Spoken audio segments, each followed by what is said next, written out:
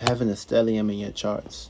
See, a stellium is always going to relate to what you did previously. So, of course, this can amount to many positions.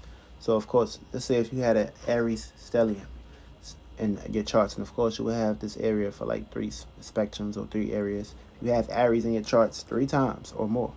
You overindulge into a whole lot of passion, a whole lot of ambitions. Always want to be first at everything. And of course, very impractical, but of course, very first to basically take off and not ask questions. So this is going to put you into a position where you're going to have an Aries stellium.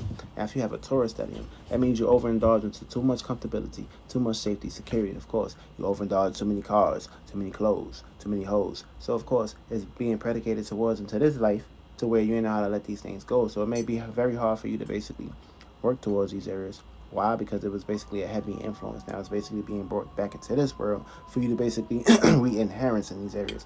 Now, if you just say if you have a Gemini stellium, that means you pretty much overindulge a whole lot of talking, a whole lot of communication, a whole lot of mind chatting. Of course, this play out to many areas where you were very generous and curious about so many things. Of course, you took on a whole lot of responsibilities at multitasking. Of course, so play out in certain areas where it's kind of like hard for you to basically connect or interact or communicate in certain areas. Also, if you have a stellium in in a Cancer, that means you love too much about folks at your home, close friends, close families, and of course you know how to let this shit go. You attach too much to the family, attach too much to home. Pretty much poured your heart out, cried your heart out to these individuals. So this puts you into a position of having a stellium in Cancer. Now, if you have a stellium in Leo, so that means you pretty much react and respond to too much egotism, too much creativity, too much being first at everything, pretty much too much first at expressing yourself, and of course overindulging to too many desires and pleasures of what you want to be seen for and how you want to be seen and take the center stage. So it may be very hard for you to basically work on your creativity here. Also, these are the areas where you may be shy at sometimes too. Also, if you have stellium in your Virgo, that means you're pretty much stressed about too much being a vegan, over worrying about health, stress, doing things right, and of course making sure that things is basically predicated towards routine stats and making sure that everything is backed and supported by things that make sense, and of course looking into the details and shit like that.